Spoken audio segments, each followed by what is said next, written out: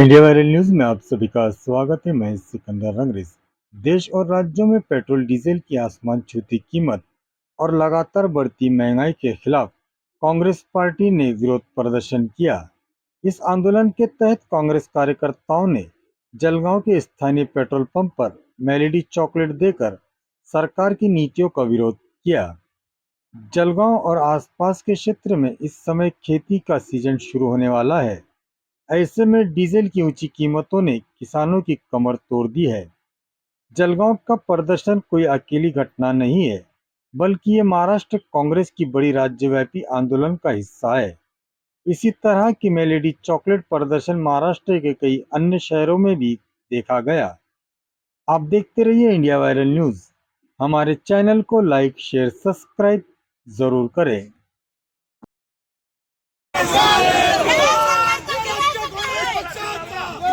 राहुल गांधी संघर्ष करो, हम तुम्हारे साथ हैं। राहुल गांधी संघर्ष करो, हम तुम्हारे साथ हैं। मोदी सरकार, मोदी सरकार,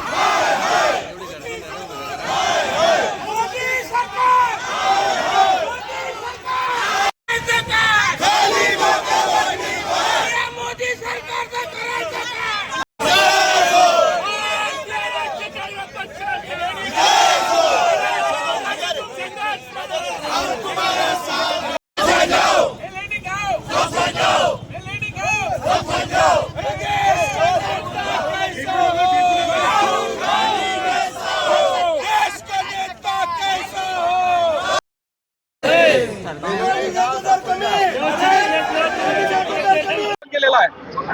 आप सब जानते हैं कि नरेंद्र जी मोदी मेलोडी से मिलने गए, मेलोडी खिला के आए।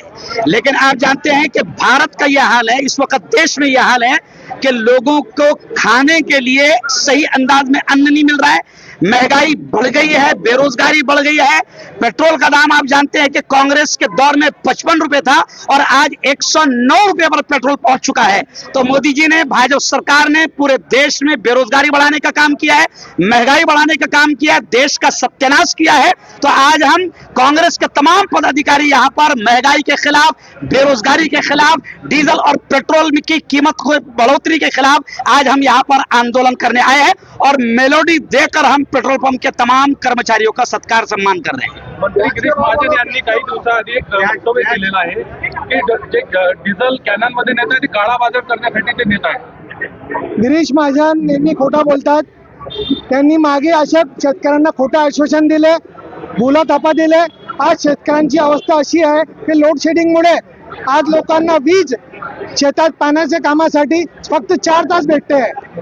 या बोलतापा देणे सरकारने बंद करावे, सुरळीत त्यांना वीज पुरवठा द्यायला पाहिजे। तसेच जे सरचार्ज महाराष्ट्र गव्हर्नमेंटने लावलेला आहे डिझेल पेट्रोलवर, 35 रुपये लिटर पेट्रोलवर आणि 12 रुपये लिटर डिझेलवर लावलेला आहे, हे कमी करून शेतकऱ्यांना तसेच लोकांना मदत करावी, जेणेकरून महागाई वाढणार नाही।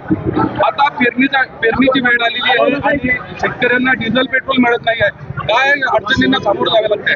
खरं तर हे संपूर्ण अपयशी सरकार आहे, यांच्या चुकीच्या धोरणांमुळे आज शेतकऱ्यांना देशोधडीला लागण्याची वेळ आलेली आहे। आता शेतकऱ्यांच्या कामाचे दिवस असल्यावर त्यांना डिझेल मिळत नाही, डिझेल मिळत नाही, त्यात त्यांनी इतक्या मोठ्या प्रमाणात त्याचे प्राइस वाढवले आहेत आणि अशा पद्धतीने या सरकारने या देशातील गोरगरीब जनतेला, शेतकऱ्यांना लुटण्याचं काम या अपयशी सरकारने केलेलं आहे। काय सांगा तुम्ही आज केंद्र सरकारच्या विरोधात आंदोलन करतोय? फक्त केंद्र सरकारच नाही आणि राज्य सरकारच्या विरोधात पण आम्ही आंदोलन करतोय। त्याच्या मागचं कारण असं की मागच्या 2 आठवड्यापासून आपण सर्व पाहून राहिलेलो आहोत की पेट्रोल आणि डिझेलच्या किमतीमध्ये जवळपास 10 रुपयाची दरवाढ झालेली आहे। एवढी भयानक दरवाढ जी आहे ती ग्रामीण भागातल्या शेतकऱ्यांना फार मोठ्या प्रमाणामध्ये त्रस्त करते। आपण म्हणतो की पेट्रोल डिझेलच्या किमती जेव्हा वाढतात तेव्हा बाकी गोष्टींना फरक पडत नाही, पण तशातली गोष्ट नाही। पेट्रोल डिझेलच्या किमती वाढताच दुसऱ्या दिवशी आमच्या ग्रामीण भागामध्ये 8 तासाची जी रात्री पहिले 10 तासाची लाईट भेटत होती ती 8 तासांवरती आणली आणि आता 6 तासांवरती ते देत आहेत। कालच्या दिवशी आम्ही उडती बातमी पाहिली की नाही परत सरकार 8 तास देते, पण आज सकाळीच मला 10 ते 20 शेतकऱ्यांचा फोन आमच्या तालुक्यातून, बाकी ग्रामीण भागातून आला की नाही दादा आम्हाला 4 तासाच्या वरती लाईट भेटत नाही। अशी भयावह परिस्थिती आता जी झालेली आहे की केळी, आपला आपण जळगाव जिल्हा म्हणतो की केळी प्रधान देश आपला आहे, कृषी प्रधान जिल्हा आपला आहे। या जिल्ह्यामध्ये 10 तास केळीला रात्री लाईट मिळालीच पाहिजे अशा प्रकारची योजना शासन करतंय का? शासन या गोष्टीमध्ये नाकर्तेपणा दाखवतंय का? आपल्या सन्माननीय जिल्ह्याचे मंत्री महोदय म्हणते की शेतकरी काळा बाजार करून राहिले. अशा प्रकारच्या गोष्टी जर कधी नेताच आपल्या जनतेवरती आरोप लावत असेल तर जनतेने जायचं कोणाकडे? म्हणून आज आम्ही आंदोलन फक्त नाही पण कलेक्टर महोदयांना निवेदन देण्यासाठी सुद्धा आलेलो आहोत की इंधन दरवाढी संदर्भात जे शेतकऱ्यांसाठी नियोजन करणे गरजेचं आहे. आज उन्हाळ्यामध्ये आपण पाहतो की शेतीचे कामं चालतात, रस्त्याचे कामं चालतात, बिल्डिंगांचे कामं चालतात. तर याला प्राधान्य कोणकोणत्या गोष्टी दिलं पाहिजे? पहिले शेतकऱ्यांना दिलं पाहिजे, नंतर बांधकाम मजुरांना दिलं पाहिजे, नंतर मग रस्त्यांना दिलं पाहिजे. अशा प्रकारचं प्राधान्य कलेक्टर महोदयांनी आपल्या जिल्ह्यामध्ये व्यवस्था पहिले पेट्रोल आणि डिझेलची करावी.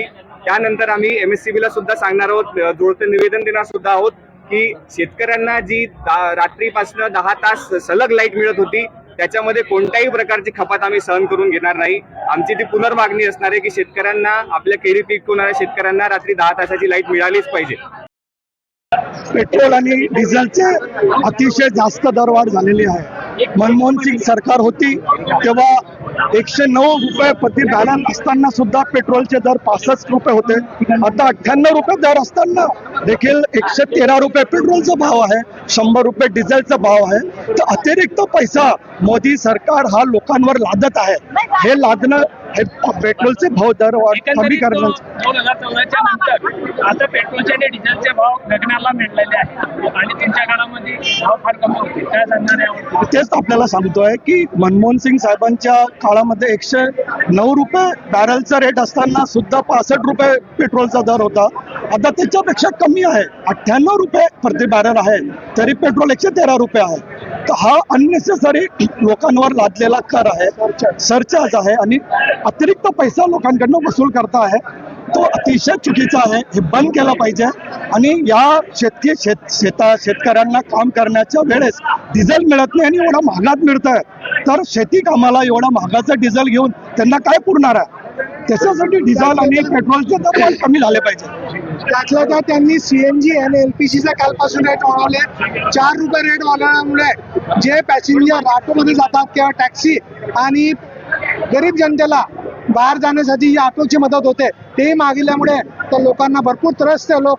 तरी या सरकारने आम जनतेची कदर करून त्यांच्या मतावर तुम्ही निवडून आलेले अतिक्रमण बंद करावं अशी आमची विनंती.